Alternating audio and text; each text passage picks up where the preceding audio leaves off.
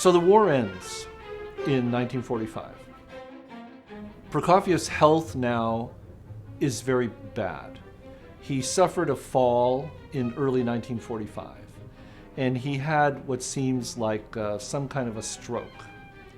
And he never really recovered his health again. So his whole life had really changed. On top of that, he had left his first wife, Lina, the one he brought back to Russia with him, with his two sons. Their marriage fell apart around 1940, and he started living with another woman, actually much younger than he. Her name was Myra Mendelssohn. And at the same time, Lina, his first wife, was in a very difficult situation. He had to support her and the two sons. It didn't seem, they had a very, not a very happy relationship. So he was expected, really, after the Symphony No. 5, to write something else big and triumphant. The Soviets had won the war. This was an enormous accomplishment, obviously, to defeat Nazism. And so Soviet composers were all encouraged to write these triumphant hymns of praise. And that's what people expected that he was going to do with the Symphony No. 6. But it didn't really turn out that way. In fact, I think the Symphony No. 6 is really the most tragic of all the symphonies that Prokofiev wrote. Really the only truly tragic symphony of the seven, in my view, is the Symphony No. 6. The Symphony No. 6 he wrote in 1946. So there were all these things going on in his life that were not very happy. His deteriorating health, his difficult personal life, and on top of that, the ideological situation in the Soviet Union was going from bad to worse. Once again, there was a ratcheting up of censorship, of trying to target people who were supposedly not towing the party line. And so Prokofiev found himself in this situation where he knew anything he wrote would be subject to a lot of scrutiny and possibly criticism. Even so, he went ahead with this Sixth Symphony. He wrote most of it actually living in this little house that he had out in the country, outside Moscow. It was a special kind of compound where composers, scientists, special people had little dachas, these summer cottages. And he liked it out there so much that he and his second wife, Mira, actually lived out there. And that's where he wrote a lot of this symphony. And some have called it a pastoral symphony. And I don't know if one can ascribe that to the fact that he was living in this very bucolic sort of Russian setting with birch trees all around and pine trees and very far away from urban center. So he started writing it actually in the summer of 1945, right after the war, and then finished it in 46. And it had its first performance in early 1947 in Leningrad. And actually the conductor was the leading Soviet conductor of the time, Yevgeny Muravinsky. Muravinsky was actually very closely associated with Shostakovich and gave most of the premieres of Shostakovich's symphonies. And he also was a great admirer of Prokofiev's music. So it was very prestigious for Prokofiev that Muravinsky took this on. And the Leningrad Philharmonic was regarded as probably the best orchestra in the country at the time. The symphony has 3 movements, which is a little bit unusual. Each one is almost equal in length, about 14 minutes or so. The whole symphony lasts about 45 minutes. It's in E-flat major, which is a rather unusual key. And the themes primarily are rather gloomy, I think you could say, or certainly introspective. The mood of the symphony is very reflective. And the more I listen to it, it seems to me here's Prokofiev trying to be triumphant. But at every moment in the symphony, when we really approach a sort of triumphant climax, he pulls back. And there are these very reflective episodes. And actually, I think the orchestration is incredibly interesting. He has a celesta here and harps, and the horn, the brass are very, very important. The opening movement starts with this weird sort of ironic little descending figure in the brass. And then we get into the first theme. And the two themes of the first movement are really, in some ways, rather similar. They both are reflective, not triumphant at all, I would say. And then there's this wonderful episode towards the end of the first movement with all the brass, which sounds like breathing. Actually, he described it as asthmatic breathing. And the horns and the trumpets, and all on this B flat that's sustained for quite a few measures. And it sort of comes out of nowhere. Suddenly it kind of stops. And some critics have thought of it as a funeral march, some tribute to those who fell in the war. There's nothing explicit, there's no kind of program for the Symphony No. 6.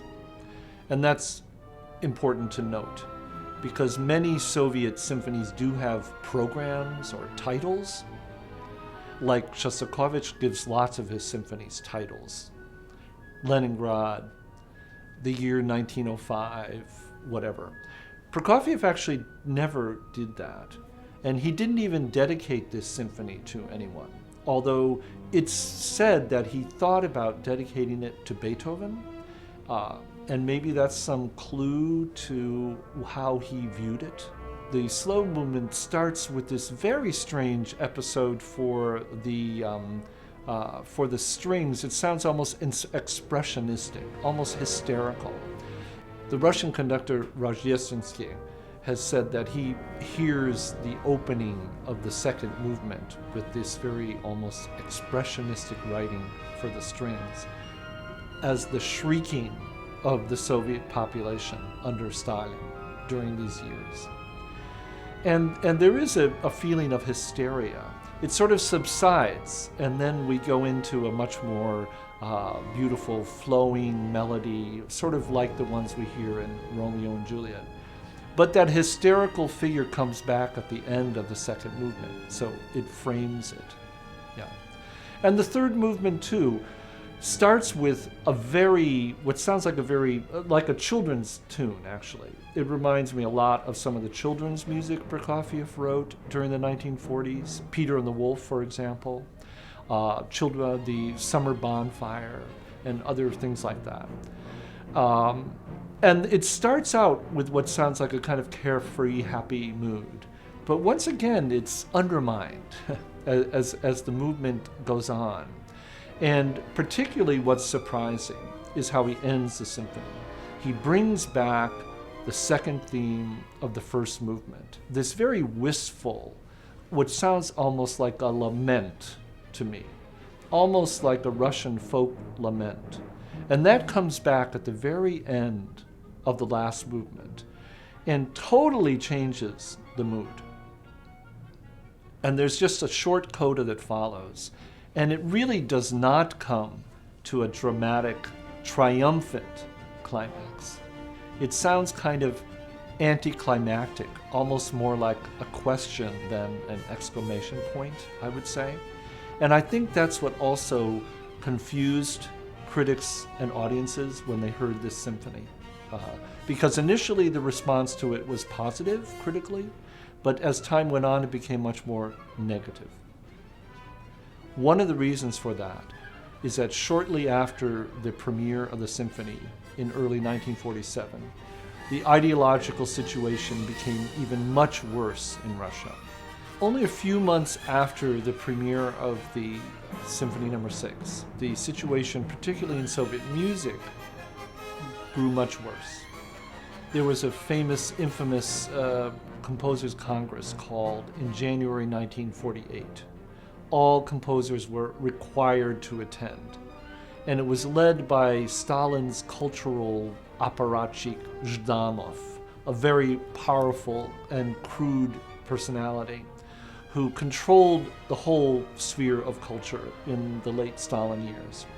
And basically all the composers were summoned to this meeting where they were forced to sit and listen to these speeches by Zhdanov and others about the shortcomings of the leading figures in Soviet music.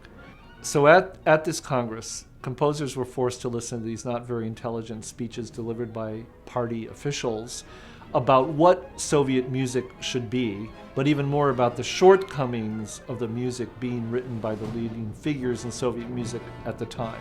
The composers who came in for the harshest criticism were Shostakovich and Prokofiev. Prokofiev at this time was really not very well. He couldn't work he wasn't supposed to be working very much, and mostly he was at home, but he was forced to attend these meetings. It was a very humiliating experience for him, no question about it. Here's somebody, he was at this time in his late 50s, recognized as one of the greatest composers of the 20th century, listening to these people who were mostly ignorant about music, carrying on about how he was decadent and inaccessible to the people, and even an enemy of the people. That was the really bad term, enemy of the people. And after that, his life grew much more difficult. In fact, performances of his music almost stopped. And he was even impoverished. There are letters that you can read from this period that are amazing, where he was writing to people like Rostropovich, "I have no money, can you lend me some money so we can buy groceries?" It was really, he wasn't getting royalties from any of the music in the West because they were owned by Boosey and Hawkes. And there was no copyright agreement with the Soviet government. He wasn't getting any of that money. He was really in very desperate situation.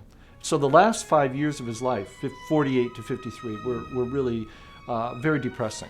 He did manage to write one more symphony, number 7, although I don't think it has anything like the power of number 6.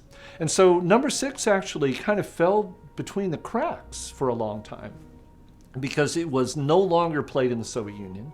It was regarded as some of that suspect music of Prokofiev. And it really disappeared from the repertoire there for quite a long while. And it wasn't really known that much in the West either. This was the Cold War period. The Soviet Union was completely closed off. People didn't even really know what had happened to Prokofiev almost, because there was virtually no communication between the Soviet Union and the West at the time. So the 6th kind of had this strange fate. And the 5th people knew because it was given at the time when we, America, were allies with the Soviet Union. And the 5th Symphony was part of the combined war effort, so it was played a lot in America, number 5, but number 6 much less so. And in fact, it's really only more recently, I think, that people have been rediscovering number 6. And the more I listen to it, I think it's actually far superior to number 5. I think it's more original than number 5, which seems more formulaic to me in certain ways. Still also a very well-made piece, but I think emotionally, number 6 is actually much more powerful.